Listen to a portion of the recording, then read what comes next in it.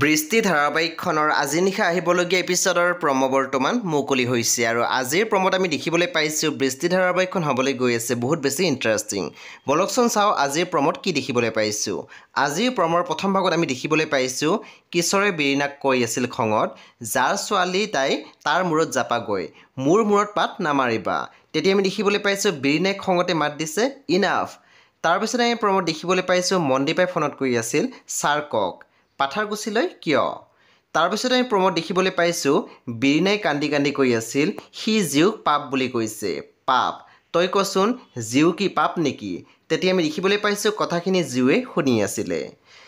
বন্ধু বান্ধৱীসকল আজি নিশা 8 বজাত ৰং টিভিত আহিবলগীয়া বৃষ্টি ধাৰাবাহিকখন খুবেই বেছি ইণ্টাৰেষ্টিং হ'বলৈ গৈ আছে। আপোনালোকে চাবলৈ একেবাৰে নাপাহৰিব। পৰৱৰ্তী আপডেটৰ বাবে আপোনালোকে আমাৰ চেনেলটো ছাবস্ক্ৰাইব কৰি কাষত থকা বেল আইকনো টিপি দিবলৈ নাপাহৰিব।